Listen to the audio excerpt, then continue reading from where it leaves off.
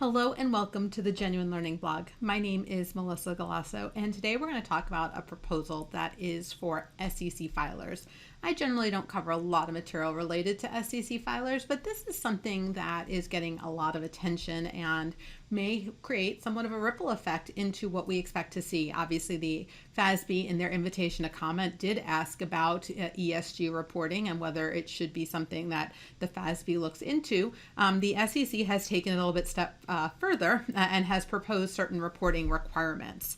So the enhancement and standardization of climate-related disclosures for investors was proposed by the SEC. It was put on the website on Monday morning, and so this is starting the length of the comment period. And basically, it would require both foreign and domestic registrants to provide certain climate-related information in either its registration statements or in its periodic reporting like the 10K. And so this really is being driven by investors who have expressed a need to provide more comparable information about ESG. There is a lot of ESG reporting, but it's not consistent.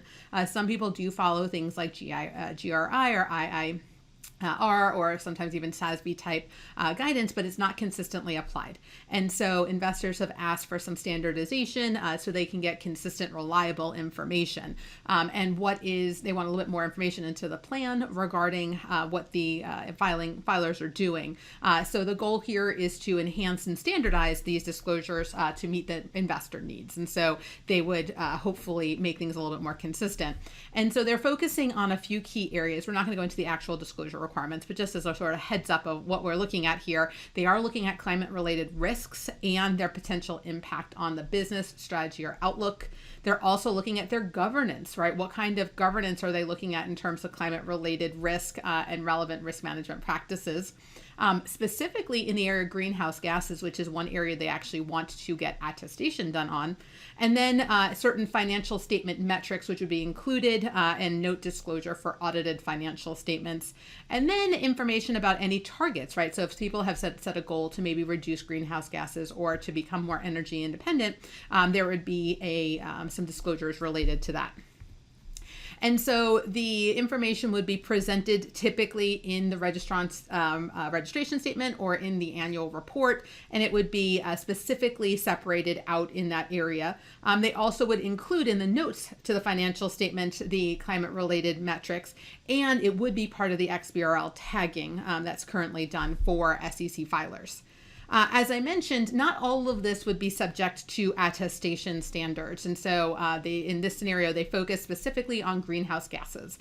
And so the registrants would be required to hire an accountant, a CPA, to perform an attestation engagement if they are an accelerated or large accelerated filer to cover at least what they call Scope 1 and Scope 2 emissions disclosure. Scope 1 are the direct GHG or greenhouse gas emissions, and then Scope 2 would be indirect emissions from either purchases of electricity, et cetera. And these would be separately disclosed and expressed by both disaggregated gases and in absolute terms as they go through this. So that would be sort of the guidance there, and they would have to go and get, this would not be an audit per se, it would be under the attestation standards or the SSAEs, as well as obviously the PCAOB requirements there. In terms of timing, they are focused on a phased-in approach. And so you can see here that they are kind of phasing it in based on the size of it. Right now, smaller reporting companies, or what we call SRCs, are currently exempted from the requirements for the reporting metrics for the GHG, but they would be in the disclosures for that. And then you can see here the large accelerated filers and the accelerated filers would be 2024 and 2025. And then the assurance requirement would be very similar here. You can see that they would be in the following year. So you have the limited assurance, which would be a review, and then a reasonable assurance, which should be an examination type of engagement. So in the beginning, it would not have the same length of time here. They do provide some safeguards as well as some guarantees as part of this, especially in this phase here. There's an exemption for, as I said, the smaller reporting clients. There is a safe harbor for liability for Scope 3 emission disclosures, because again, they're not subject to this. And again, they're looking towards that forward-looking statements for safe harbors as well. So they are trying to think about some of the implications here.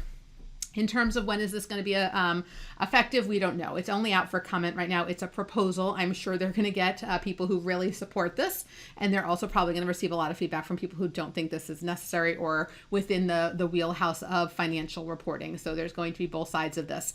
So the comment period is going to be open from 30 days from the publication of the Federal Register, which we haven't seen yet, or 60 days after the issuance and publication on sec.gov, which was this Monday. So that would be May 2022. So whatever, May 20th of 2022. So the longer of the two periods. And so we just have to kind of wait and see. So hopefully that gives you a little bit of an understanding. We have included in the links here some information about if you want to read the proposal or the shorter summary done by the SEC. Both will be available for you. And if you're so moved, you can provide feedback on whether this is appropriate and whether these timetables make sense for public companies. And then again, we'll wait and see to see what happens for private companies and not-for-profit entities. All right, so that's a wrap for this week. Thank you for joining me, and I hope to see you on a future week of blog. Have a great day, guys. Bye-bye.